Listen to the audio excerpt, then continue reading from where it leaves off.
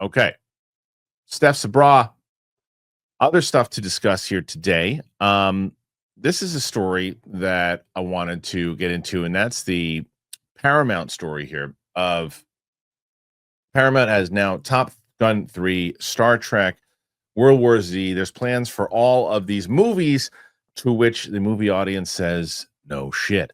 With the Skydance Paramount merger closed, the new studio leaders, Josh Greenstein and Dana Goldberg, who I used to work for, are getting down to business, and that means a major ramping up of the studio's film slate.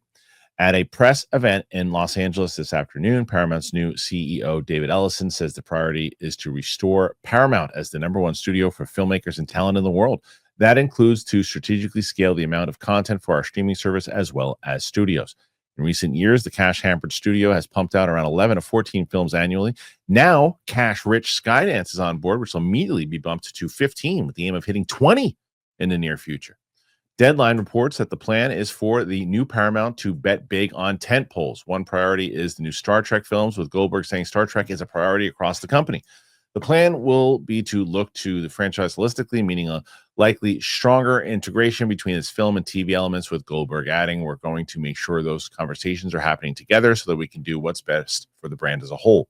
Another is Top Gun, says Goldberg. Though a third film in that series has not formally been announced, Aaron Kruger has been working on a script for that since 2023. Also surprisingly name-checked was World War Z.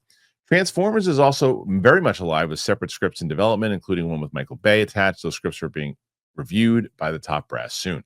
Quiet Place Part 2, Teenage Mutant Ninja Turtles, Mutant Mayhem 2 are still moving forward with their 2027 releases, and a live-action version of the Ninja Turtles story, The Last Ronin, is also very much alive.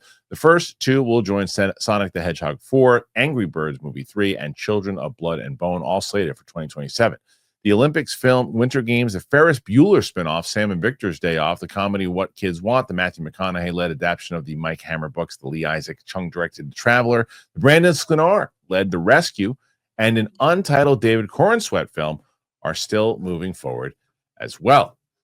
Okay, so you know what this is to me, Steph, is that I think that the other studios kind of smell the blood in the water now, right? Because Disney used to be, you couldn't touch Disney. Disney was winning the year by, you couldn't, the second place was the goal for all these studios now. It wasn't first place. And even the year that Disney didn't win by Universal, they had like a couple movies that whatever had happened, and they still came in second by like, they have every tentpole. And then they have the Marvel movies, they have Star, they had these franchises that seemed like Teflon.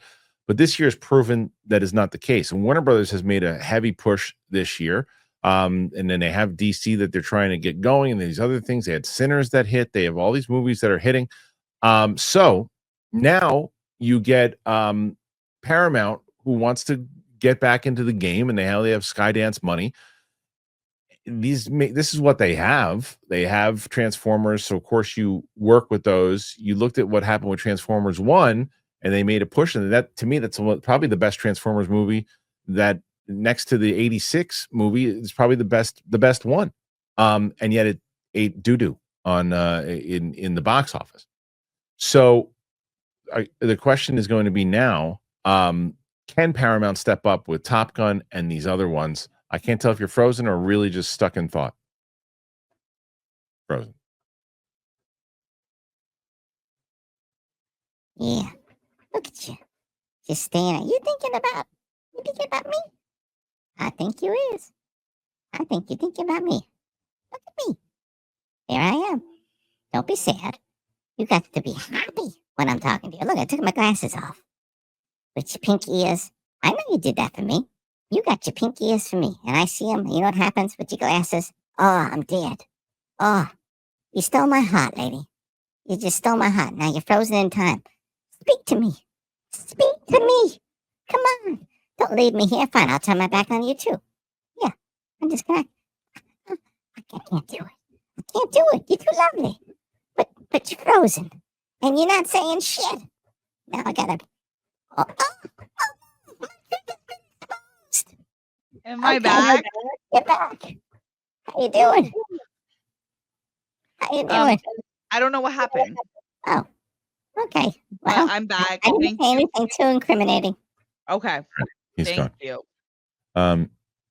Up. Let's see. Up.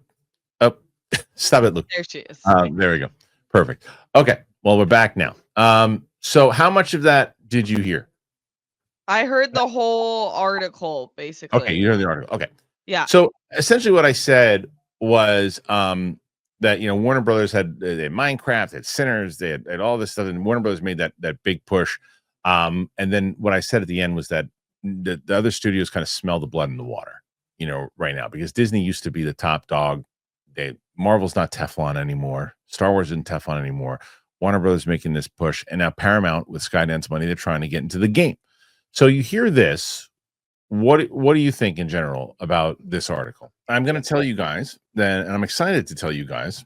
I have been, since I got here, I've been shopping for cars and everything too. Car shopping is tough. It's designed, I feel like it's like you're supposed to like second guess yourself when you're shopping. It's like, I don't know, I can't tell. Is this a good price? I think this is the right choice. Well, this is the good thing. CarGurus. You don't have to wonder. They have the most inventory of new and used cars, so you can find the best deal. And with unbiased deal ratings, price drop alerts, and in-depth vehicle reviews, you'll make a decision you can feel great about, because a big deal should never feel like a big risk.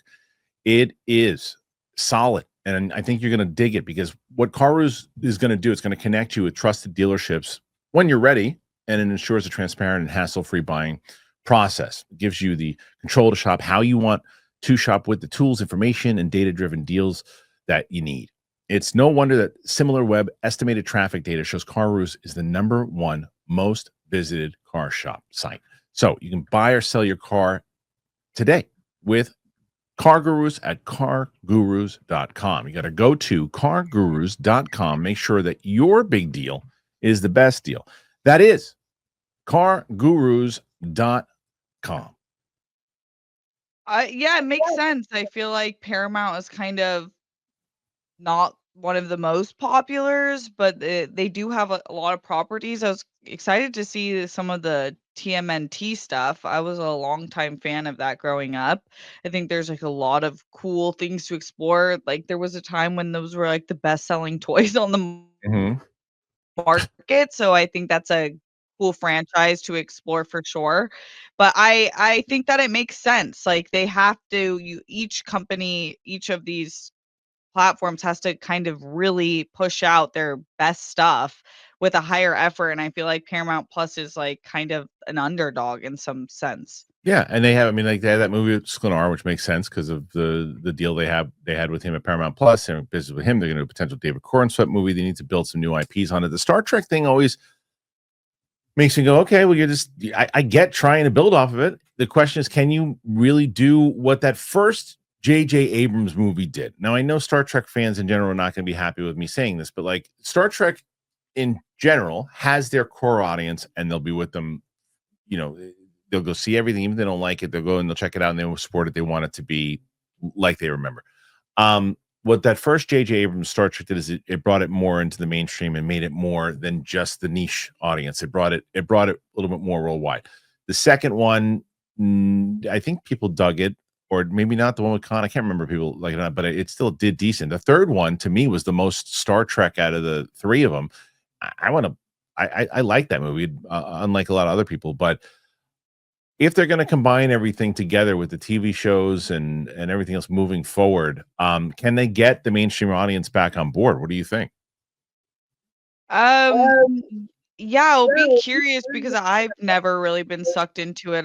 The Michelle Yeoh one was a Star Trek movie, right? I watched it because it was Michelle Yeoh, but um it wasn't great. Like it didn't pull me into Star Trek. So I, I I've never really felt the calling. I did hear that they have like one really good series that's been Yeah, newer out, and then that yeah, the J.J. Abrams movie. So I would like to get into it. I know that there's a reason why it's so popular.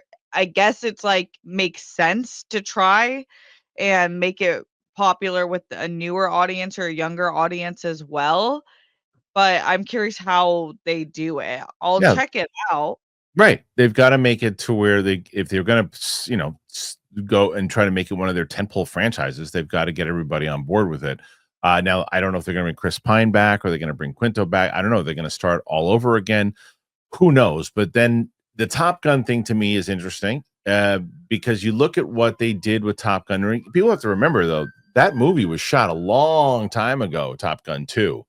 And they showed a trailer. I remember being at Comic-Con for a Schmodown event that we were doing. It was when Cushing played Kalinowski for the Inner Geekdom Championship, and that was like 2019.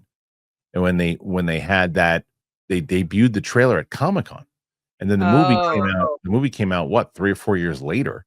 So I mean, I remember seeing. I don't even know. Yeah. You were involved in the Schmodown, but you and I became closer after that because I remember seeing Top Gun Maverick, and you were there. You were at one of the screenings that I went to, and we both loved it, raved about it.